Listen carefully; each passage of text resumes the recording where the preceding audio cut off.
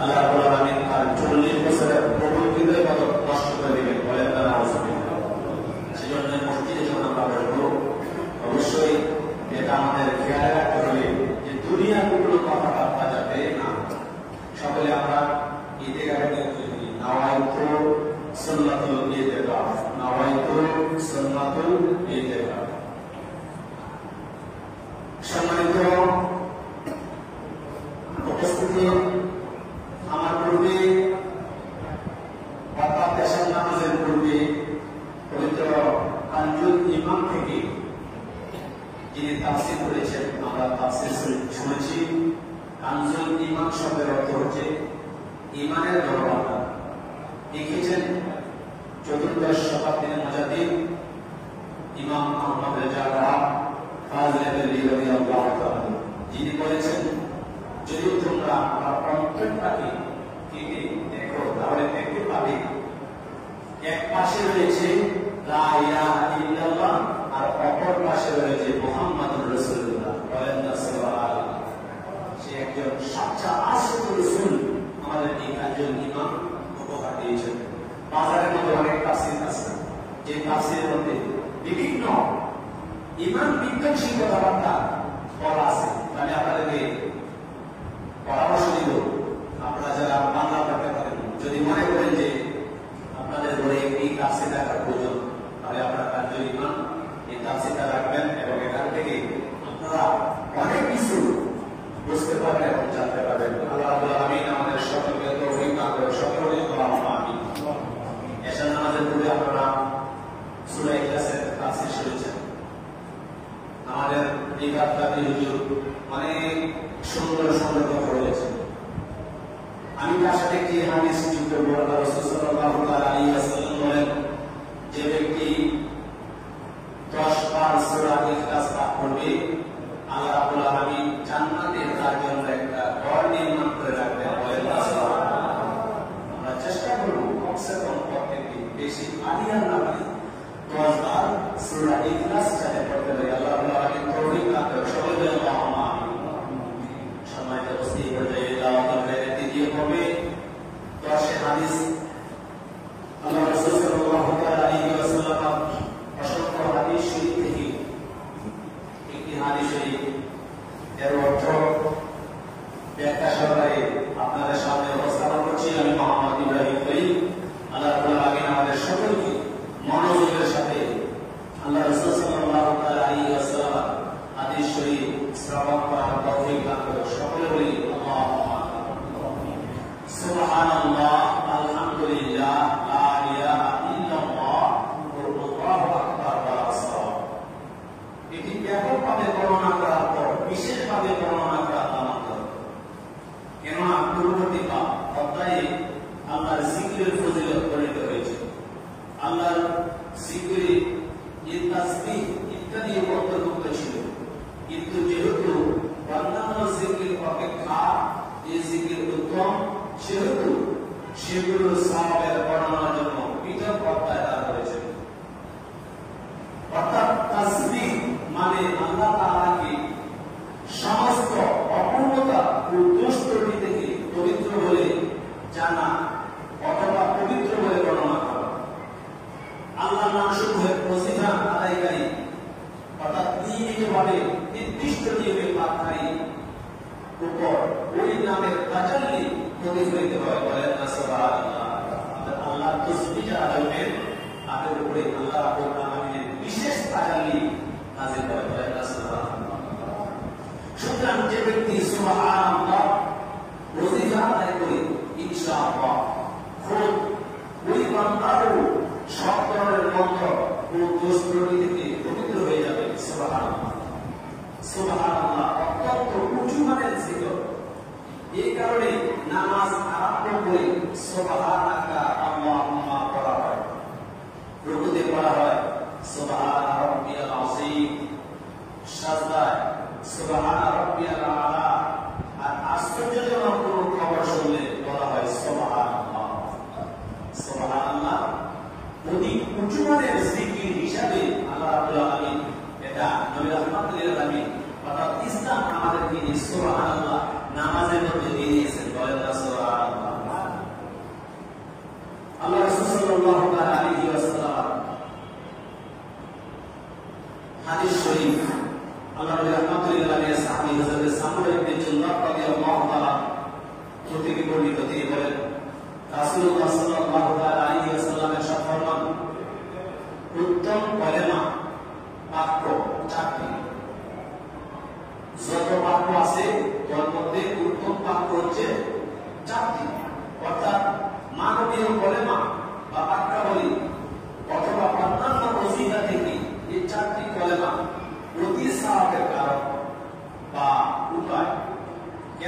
কলেমাগুলোতে মহান রবের অগণিত নাম উল্লেখ করা হয়েছে।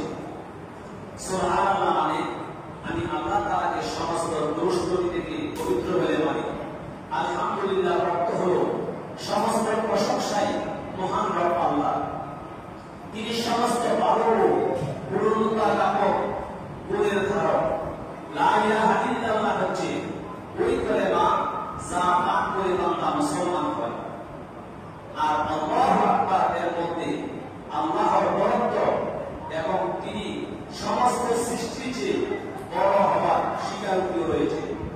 সুতরাং এই কলেমাগুলো মহান রবের ব্যাপক গুণ জ্ঞাপক।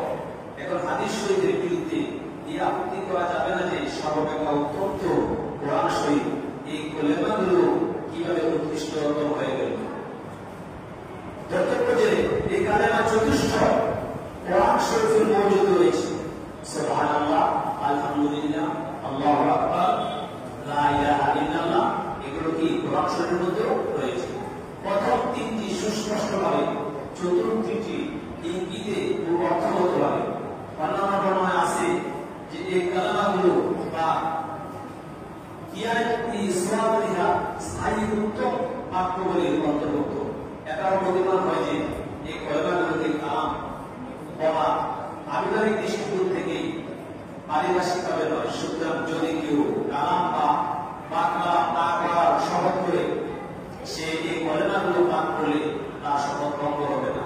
শপথের মধ্যে কালাম বাক্যা মানে মানুষের বাক্যা, যাকে পরিভাষায় কালাম বলে।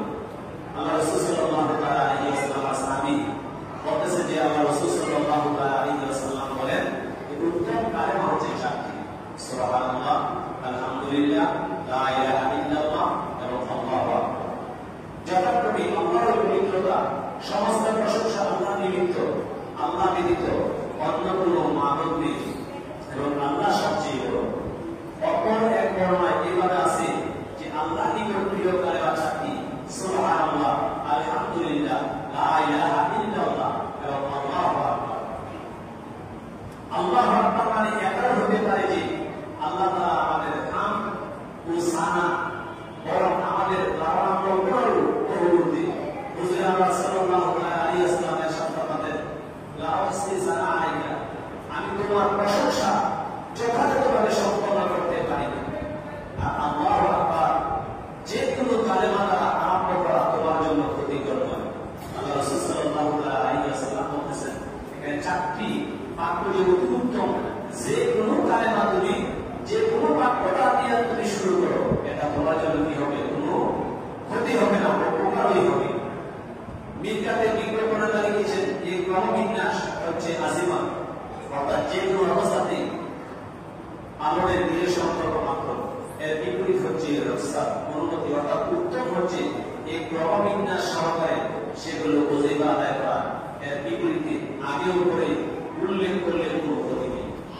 অন্য হাদিসে বলেছেন রাসূল সাল্লাল্লাহু আলাইহি ওয়াসাল্লামের সাথে যে ব্যক্তি দৈনিক 100 বার সুবহানাল্লাহি ওয়া বিহামদিহি পাঠ করবে, আল্লাহ রাব্বুল আলামিন তার সমস্ত গুনাহ মাফ করে দিবেন, যদিও তা সমুদ্রের ফেনা সমতুল্য হয়। বলেন না সুবহানাল্লাহ, সুবহানাল্লাহি ওয়া বিহামদিহি। পড়তে খুবই সহজ, কোনো কঠিন না। রাসূল সাল্লাল্লাহু আলাইহি ওয়াসাল্লাম বলতেছেন যে মানুষের অনেক গুনাহ হয়ে থাকে, আর সেই গুনাহ যদি সমুদ্রের ফেনা সমপরিমাণও হয়, আর প্রতি তার গুনাহ মাফ করে দিবেন। বলেন না সুবহানাল্লাহ। আমরা চেষ্টা করব দৈনিক সুবহানাল্লাহি ওয়া বিহামদিহি পাঠ করার জন্য। আল্লাহ রাসূল সাল্লাল্লাহু আলাইহি ওয়াসাল্লাম বলেন যে ব্যক্তি একবার সুবহানাল্লাহি ওয়া বিহামদিহি পাঠ করবে, আল্লাহ রাব্বুল আলামিন জান্নাতে তার জন্য একটি খেজুরের চারা রোপণ করে দিবেন। বলেন না সুবহানাল্লাহ। আমরা যত বেশি পারি সুবহানাল্লাহি ওয়া বিহামদিহি পড়ব, সুবহানাল্লাহি ওয়া বিহামদিহি বললে আল্লাহ রাব্বুল আলামিন আমাদের জন্য কি করবেন? খেজুরের চারা জান্নাতের মধ্যে রোপণ করে দিবেন। আমরা এমনিতে সকলেই জানি যে একবার সুবহানাল্লাহ পাঠ করলে যে সওয়াব, অর্থাৎ আসমানে এবং জমিনের মধ্যে যতগুলো ফাঁকা জায়গা আছে, ওই ফাঁকা জায়গা সমপরিমাণ জনসংখ্যা যদি আল্লাহর রাস্তায় দান করা হয়, যে সওয়াব হবে তার চাইতে বেশি সওয়াব হবে একবার সুবহানাল্লাহ পাঠ করলে। বলেন না সুবহানাল্লাহ। আল্লাহ রাসূল সাল্লাল্লাহু আলাইহি ওয়াসাল্লাম হাদিস শরীফে ইরশাদ ফরমান যে আলহামদুলিল্লাহ অর্থাৎ যে ব্যক্তি আলহামদুলিল্লাহ পাঠ করবে তার মিজানের পাল্লা পরিপূর্ণ হয়ে যাবে। বলেন না সুবহানাল্লাহ। আল্লাহ রাব্বুল রাহমাতুল আলামিন যখন মিরাজের রজনীতে আল্লাহ রাব্বুল আলামিনের সাথে দিদারে যাচ্ছেন, তখন হযরত ইব্রাহিম খলিলুল্লাহ আলাইহিস সালামের সাথে যখন সাক্ষাৎ হলো, আল্লাহ রাব্বুল রাহমাতুল আলামিনকে হযরত ইব্রাহিম খলিলুল্লাহ আলাইহিস সালাম বলেছেন, ইয়া রাসূলুল্লাহ, ইয়া হাবিবাল্লাহ, জান্নাতের মাটি খুবই পবিত্র, আপনি আপনার উম্মতদেরকে বলবেন যাতে তারা এই তাসবিহটা পড়ে সুবহানাল্লাহি ওয়া আলহামদুলিল্লাহি ওয়া লা ইলাহা ইল্লাল্লাহু ওয়াল্লাহু আকবার। এই চারটা বাক্য যেহেতু পবিত্র এবং উত্তম, আমরা চেষ্টা করব যাতে বাক্য সবসময় পড়ার জন্য। আল্লাহ রাসূল সাল্লাল্লাহু আলাইহি ওয়াসাল্লাম অন্য হাদিস শরীফে ইরশাদ ফরমান, যে ব্যক্তি সকাল এবং সন্ধ্যায় 100 বার সুবহানাল্লাহ পাঠ করবে, আল্লাহ রাব্বুল আলামিন তার আমলনামায় 100 হজের সওয়াব দান করবেন। বলেন না সুবহানাল্লাহ। একবার হজ করতে গেলে আপনার 5 লক্ষ টাকা 7 লক্ষ টাকা খরচ হবে, তারপরও কবুল হয় কিনা সেটা আমরা বলতে পারবো না।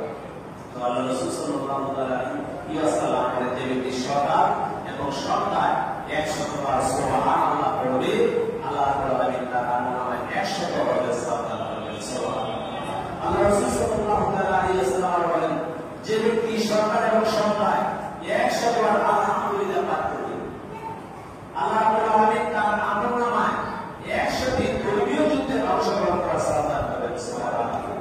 দেখেন, সুবহানাল্লাহ বলেন 100 হজের সওয়াব পায়, আলহামদুলিল্লাহ বলেন 100 ধর্মীয় যুদ্ধে অংশগ্রহণ করার সওয়াব পায়। বলেন না সুবহানাল্লাহ।